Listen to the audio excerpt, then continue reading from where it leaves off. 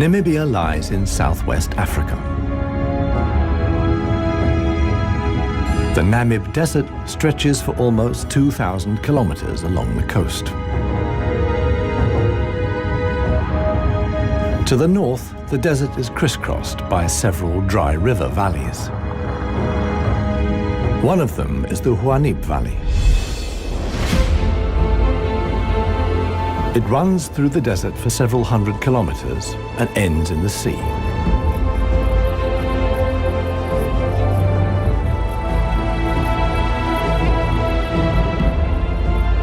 Water flows here once, at most twice a year. Only deep-rooted plants like anna trees can survive here. Only here, within the valley, can mammals exist in the long term.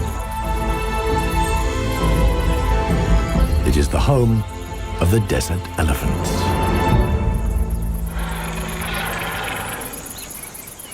In contrast to their other African relatives, desert elephants live in particularly small family groups.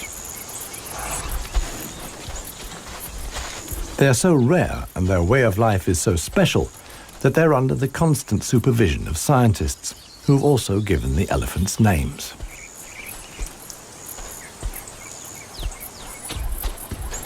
The head of this family is alpha cow Clarissa.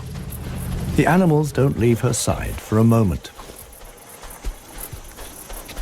Only Clarissa knows how to survive in this extreme environment. The shoots of the anna tree are now ripe.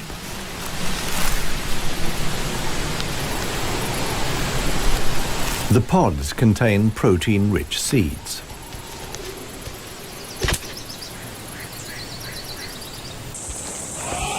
Clarissa has known every one of these trees since her childhood.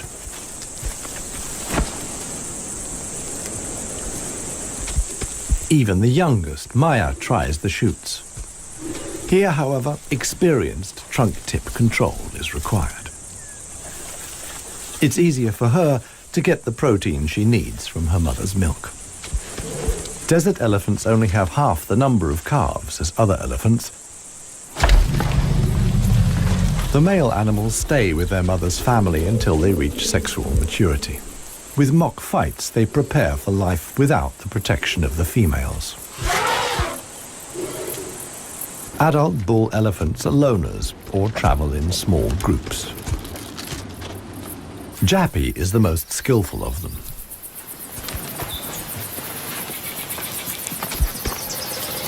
His younger brother watches enviously as Jappy brings down apparently unreachable branches from the tree.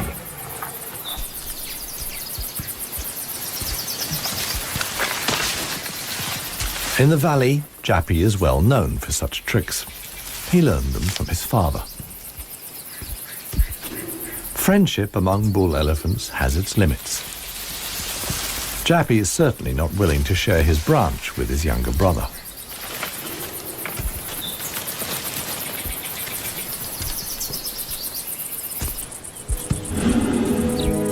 Their father, One Tusk, is now nearly 60 years old. His trademark is the missing right tusk, lost long ago in a hierarchical battle. For years, he was the undisputed king of the Huanib. Now he lives in seclusion. One Tusk's legs are weak. He can no longer keep up. The aging bull is already being watched by a male jackal, which lives in the Huanib Valley with its partner. Jackals mostly hunt smaller animals, but they wouldn't turn their noses up at a dead elephant.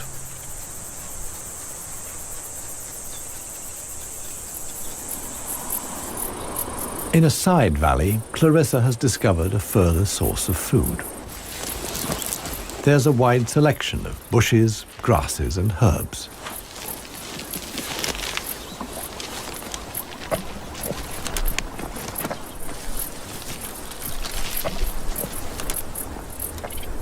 The elephants' climbing skills far surpass those of their savanna-dwelling relatives. This too is a form of adaptation to their special habitat.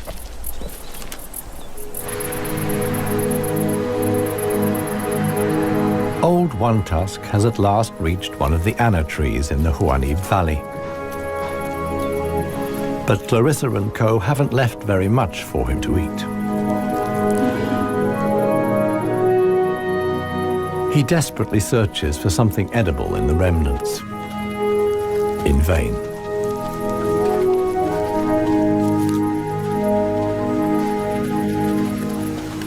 For the inhabitants of the Namib, survival is hard.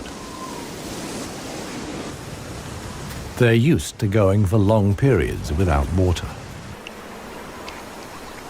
Many get liquid from their food or know secret sources of water. Regardless of size, every green leaf contains a minimum of liquid worth harvesting.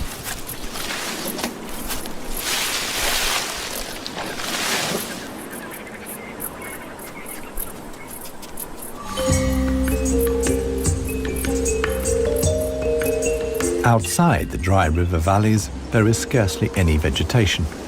Here, only extreme specialists survive. The Namib desert beetle is no bigger than a fingernail. As all animals, it depends on water for survival and has developed a special strategy.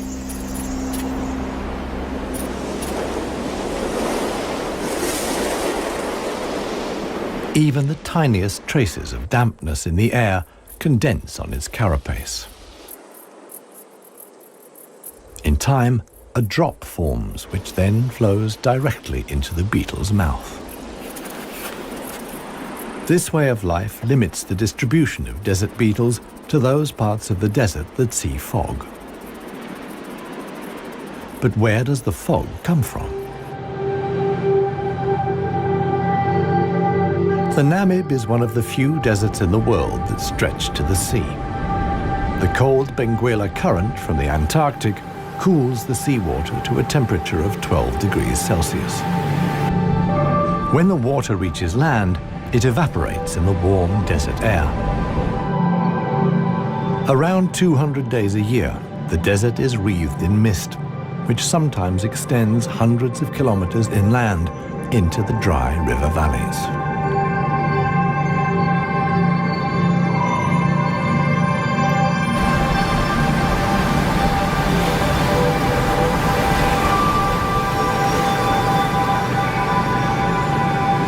The Benguela current doesn't only bring fog, it's also rich in fish. The animals that benefit most are the brown fur seals.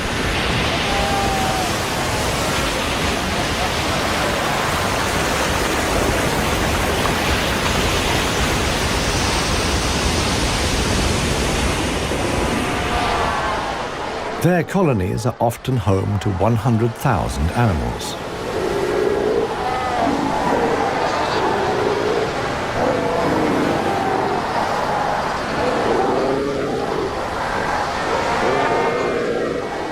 Right now, there's good reason for so many seals to congregate here. The mating season is just beginning.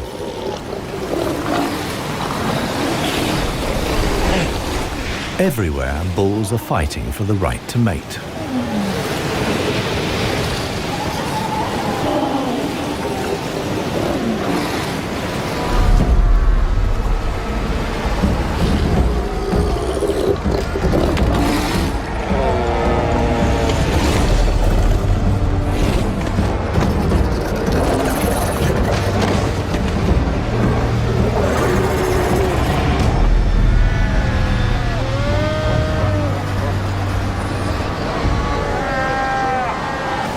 The strongest conquer a whole harem and then have their flippers full.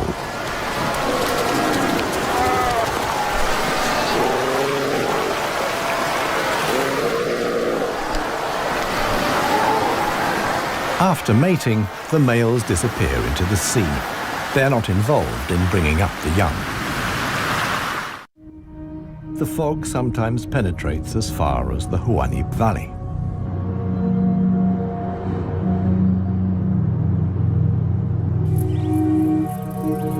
Now, even the biggest animals benefit from the moisture contained in the fog.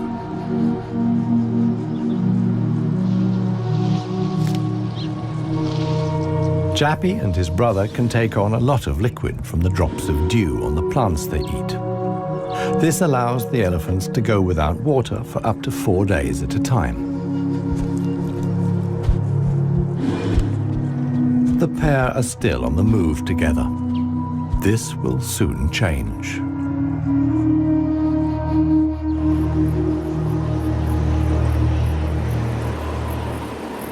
As the fog lifts, the sun illuminates a very special event. Families of elephants from other dry river valleys are on their way to the Huanib Valley. They're following the calls of their relatives, which they pick up via the soles of their feet, as via a stethoscope. More and more elephants join Clarissa's family. Some of the animals haven't seen each other for years and exchange affectionate greetings. Jappy and his brother are also aware of the arrival of the females. When it comes to attracting a cow, in a flash, companions become rivals. Once upon a time, one tusk was also aroused by all the excitement. Today, it no longer has any significance for him. He wouldn't be able to deal with confrontations with other bulls.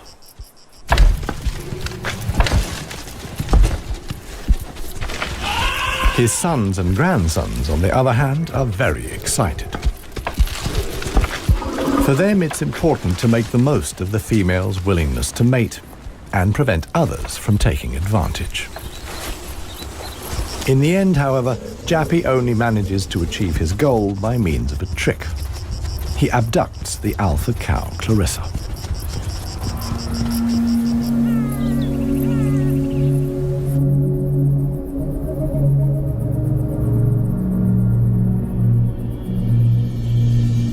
While many of the inhabitants of the valley spend the night hours asleep, this is the time of the real desert dwellers. The Namib sand gecko is only active at night. In the darkness, the little predator looks for crickets and spiders.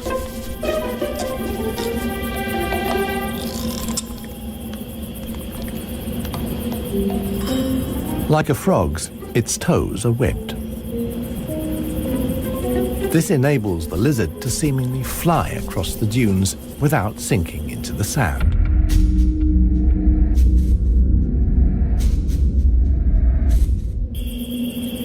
But it also needs to be on the lookout.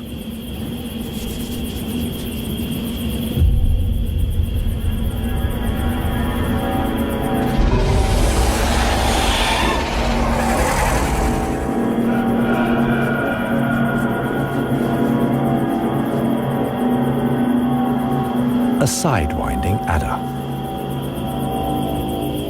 Similar to desert elephants, beetles, and geckos, the snake has a hard life in the Namib.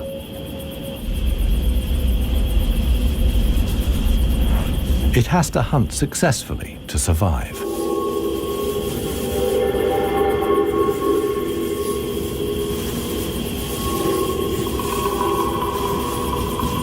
Once it finds a good spot for an ambush, it goes to ground.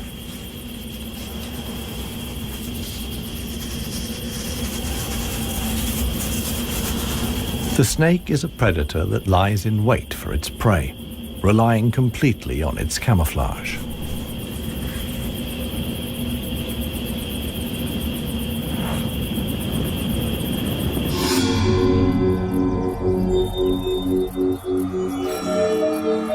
For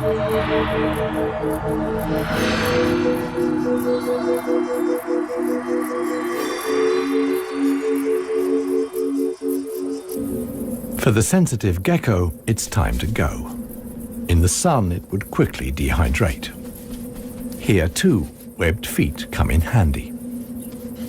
The lizard uses its legs as scoops to quickly dig out astonishing underground passages.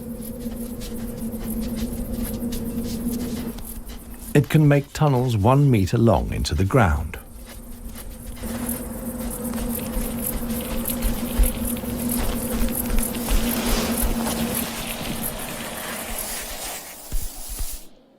Here, it's safe. Up at ground level, another gecko isn't in quite such a hurry. With good reason. The fog is coming.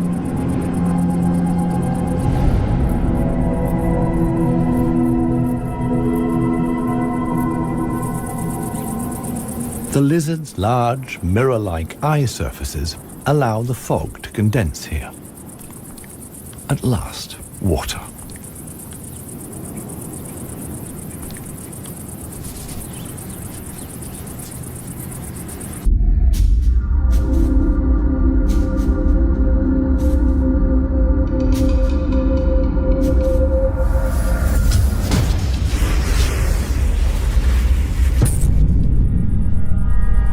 The waiting paid off. This morning, the sidewinding adder can have breakfast and get some liquid into the bargain.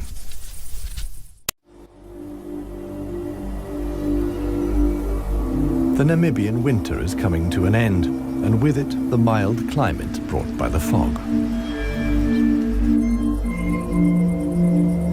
Relentless heat descends on the Huanit Valley. 40 degrees Celsius in the shade. This is approaching the limit for even Clarissa's family.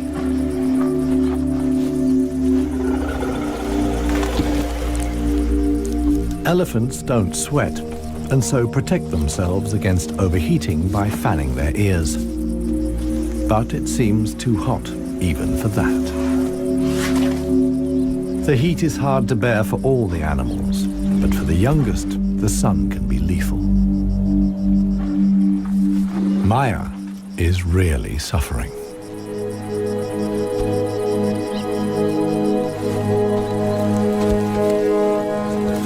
One tusk mobilizes all his efforts for one last attempt at an anna tree. But he no longer has the strength. Exhausted, he withdraws to the shade. During his long life, his legs have carried him more than 400,000 kilometers. As with most bull elephants, the last few steps he will take alone. Despite the heat, Clarissa can't afford to take a break. She urges her family to move on. Desert elephants have to spend up to 20 hours a day eating 200 kilos of plant material.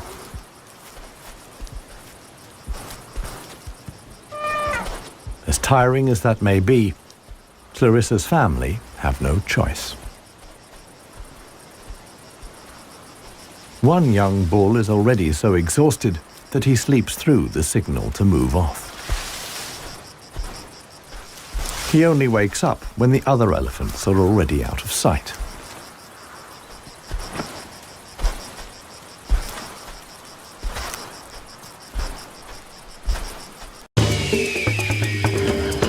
This show was created for you and your family to watch together. Welcome to Nat Geo Wild. It finally dawns on him that he really is all alone. Clarissa and the rest of the family have noticed his absence. The animals try to locate each other via smell using their trunks, which are extraordinarily sensitive.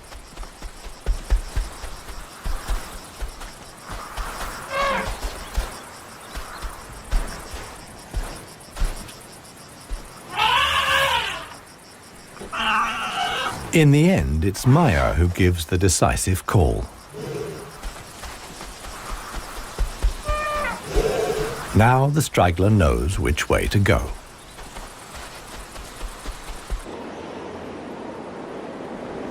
The extremely dry period shows no sign of coming to an end.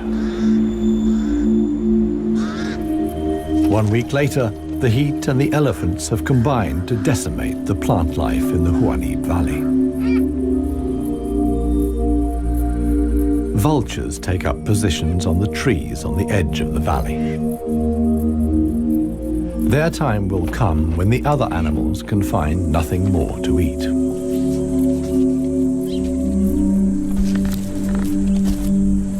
For Clarissa's family, a dead tree now becomes the sole source of food. In the desert, a tree of this size takes years to break down. And it's the elephants that turn it into food again for the other animals. They themselves only use 60% of what they eat. The rest they excrete undigested. In this way, they distribute seeds, like those of the anna tree.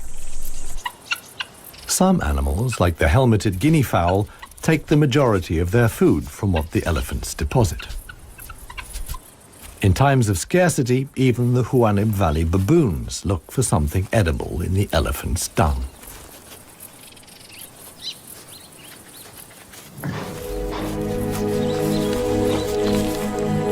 Old One Tusk has one more go at the wood.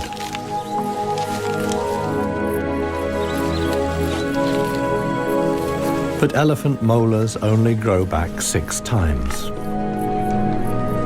One Tusk's teeth are worn out, and his attempt to eat wood the way he used to is doomed to failure. In other parts of Africa, older elephants seek out swamps where they can live for a while longer on softer leaves.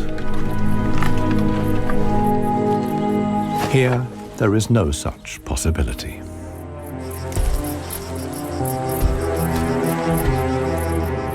For Clarissa, too, the situation is becoming threatening. She and her family must leave the valley and seek food and water elsewhere. Other families join the trek.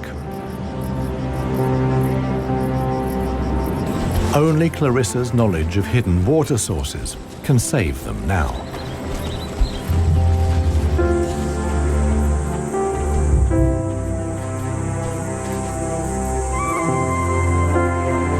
Scarcely any animals are left in the valley. Even the jackals are leaving. In their search for food, they will move along the Huanib Valley until they reach the coast. Only One Tusk is too old and too tired for the trek. The one thing that could save him now is rain that would let soft grass grow. With this slim hope, he remains behind.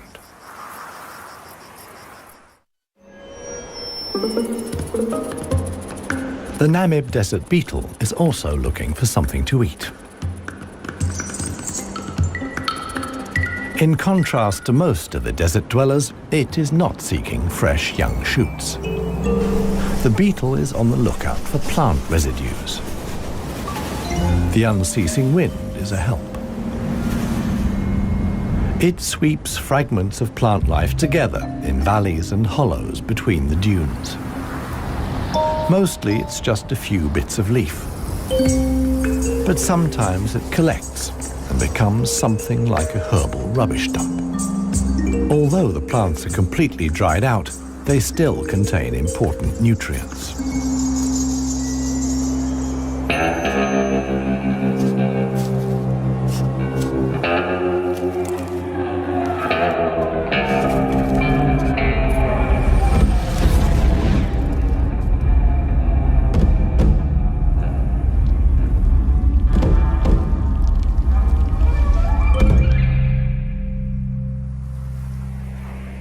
The Namakwa chameleon is one of the most dangerous hunters in the Namib Desert. For desert beetles, at any rate. But the beetles don't usually make it quite so easy.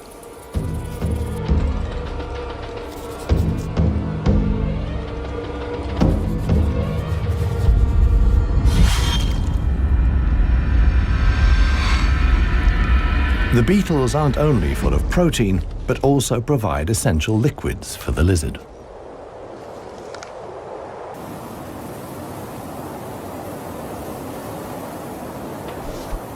Namakwa chameleons are the biggest reptiles the Namib can support. In contrast to the mammals, they can't undertake long migrations to look for food and water. Similar to the Huanib, a river once flowed here. Along its banks, animals like chameleons penetrated deep into the desert. Hundreds of years ago, the dunes slowly invaded the riverbed and cut off the water supply. This process was so slow, however, that the animals had time to adapt to the new conditions.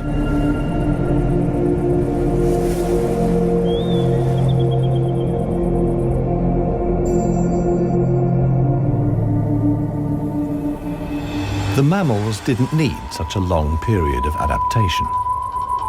Their ability to migrate over long distances enabled them to conquer the desert much more quickly. The pair of jackals will soon reach the coast.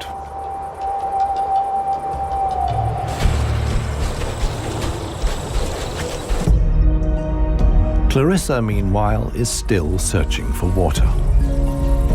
Little Maya is already exhausted.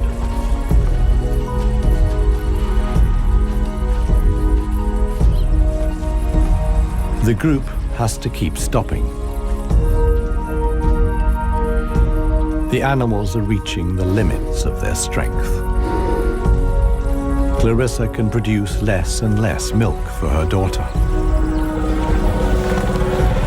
Suddenly, a commotion as Maya sinks to her knees. But Clarissa urges her offspring onwards. It is their only chance.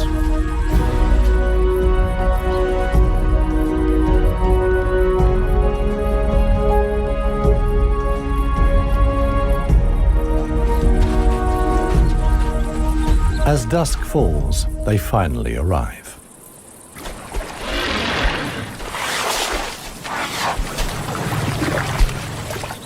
Thanks to Clarissa's knowledge, there's something to drink at last. Adult elephants can get by on 100 liters of water a day.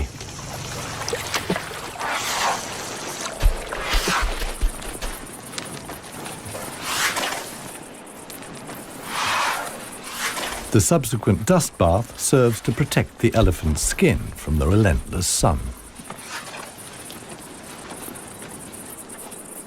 The trek to the next source of food is long. The following morning, Clarissa will move on.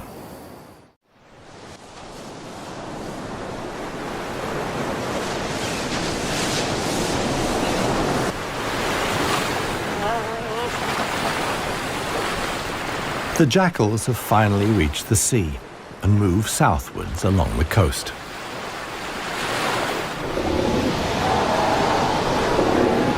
The new generation of brown fur seals is just arriving. Many of the mother animals are heavily pregnant. This young mother hasn't long to go.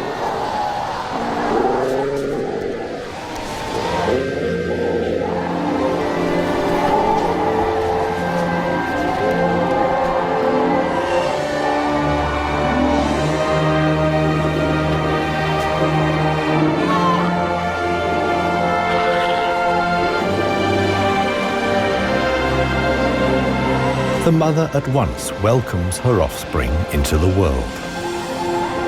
Each voice and scent is as unique as a fingerprint. The ritual creates an unbreakable bond between mother and pup.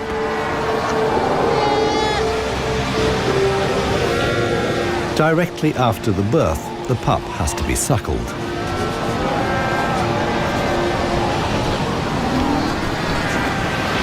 The newborn is a little clumsy.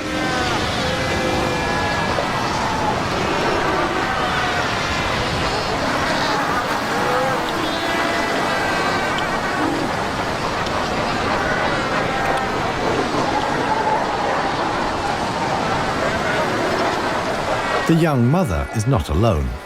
Tens of thousands of other females have also given birth. Space is at a premium in the colony, a risky situation for the babies.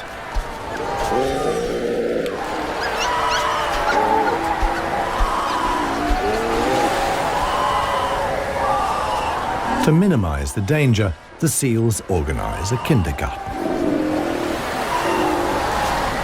Many of the mother animals leave their newly born pups here.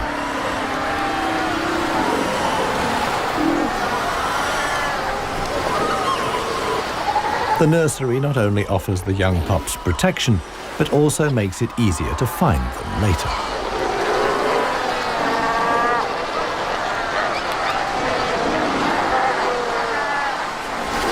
The mother seals have to go out hunting every day to make sure their milk is nutritious enough for the young.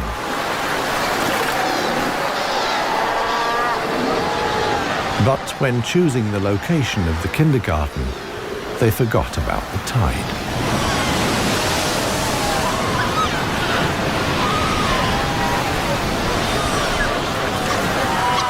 The pups fight desperately against the onslaught of the waves. The baby is washed out to sea along with the other newborn seals.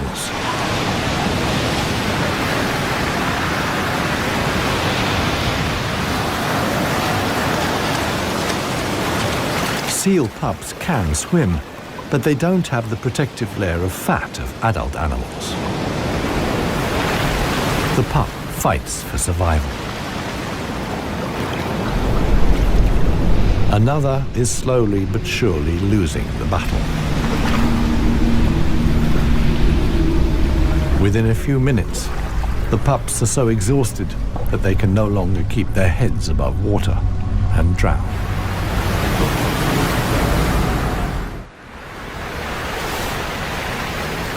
The next morning reveals how great the danger posed by the sea is for the seal pups.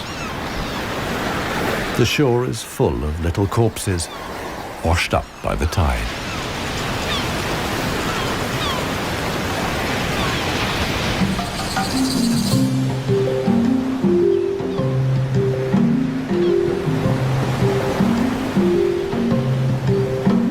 The jackals from the Huanib. The pair have travelled hundreds of kilometres from the arid valley.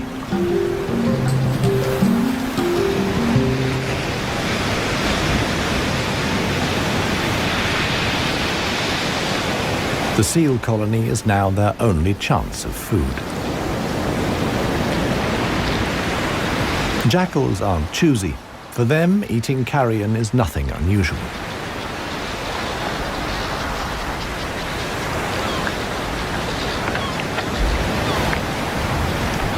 They'll be spending the coming weeks at the seal colony.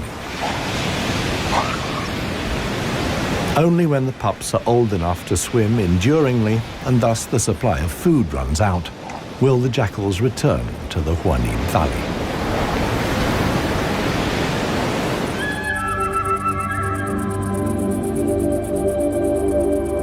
It's not only the jackals that undertake such long treks. The other inhabitants of the Huanib have a long way to go.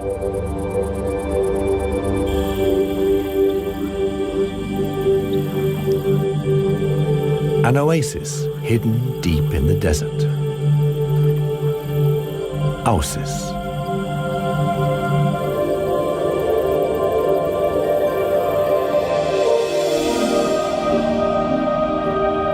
It lies like an emerald in the middle of the desert.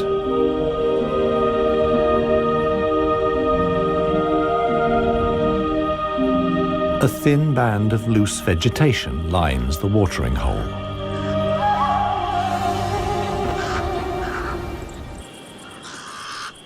The pied crows are getting worked up about something. Visitors. Big visitors. The legendary desert lions. Desert lions are so unbelievably rare that scientists have fitted them with transmitter collars so that the big cats can be monitored and protected.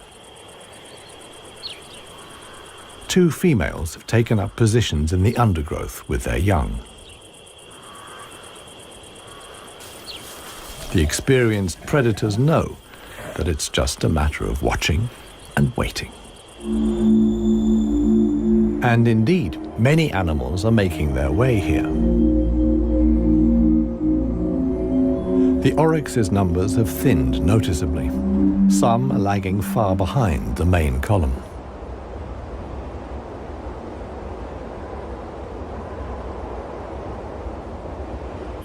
After more than 10 days' trek, the first animals finally reach the source.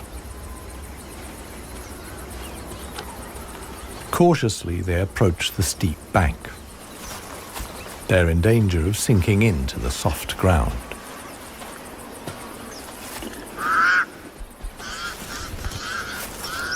The pied crows sound the alarm again.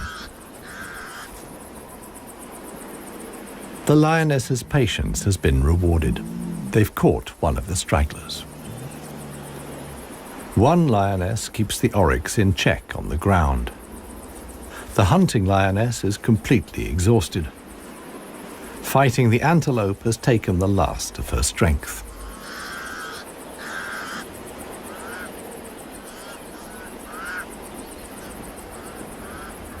She drags herself back to the bushes to get her cubs.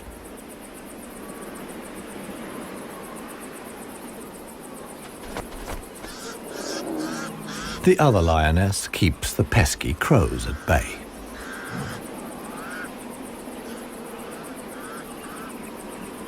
Luckily for the huntress, the cubs quickly grasp the situation. They can hardly wait to get their teeth into some fresh food. All the animals here are fighting for survival. The lionesses won this round. They've enough food now to last the coming weeks.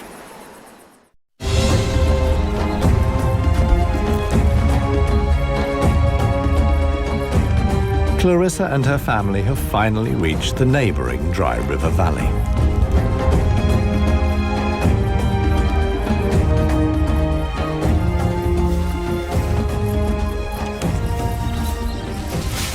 The experienced cow knew instinctively that in times of drought, there was some precious greenery here to feed on. The exhausted animals can at last fill their stomachs again.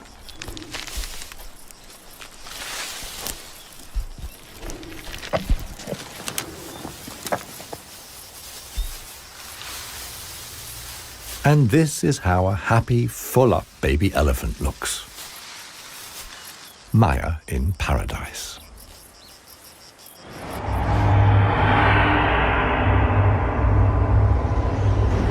A strong wind blows in from the coast, and sandstorms form in the hinterland.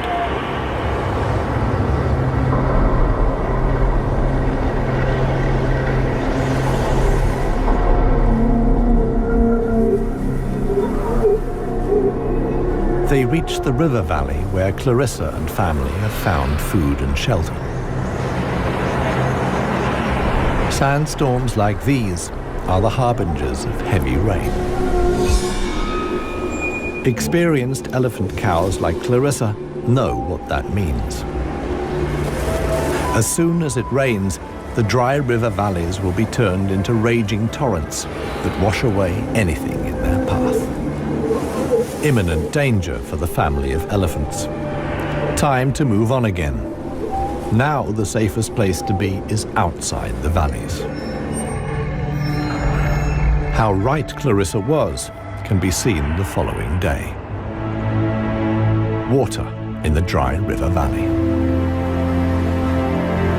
Only every 10 years or so is the rain strong enough for the flood wave to reach the sea.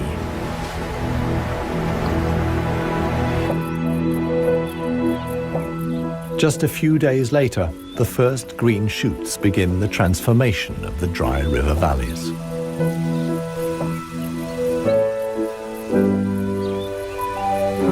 The Huanib Valley, too, is bursting with new life as the first exiles return.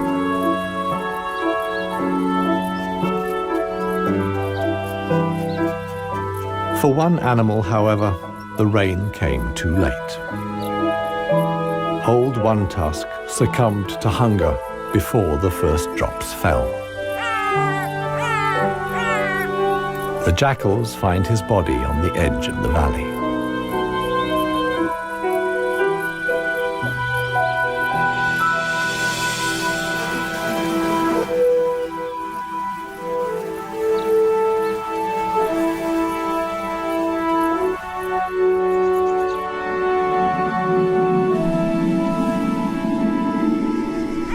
The jackals don't approach the body until evening. And thus, the circle of life is complete. The next morning, long unheard calls echo through the valley.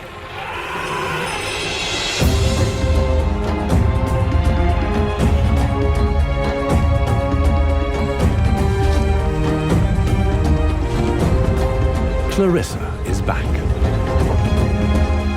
Her family survived the floods unscathed. Maya, too, is thriving. At last, the newly greened Huanib Valley comes into view.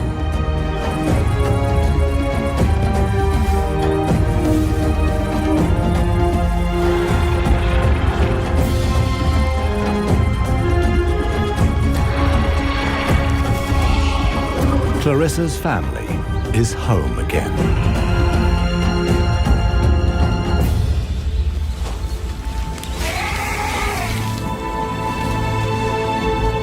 Jappy will pass on the genes of his father, One Tusk, and with them, his strength and intelligence.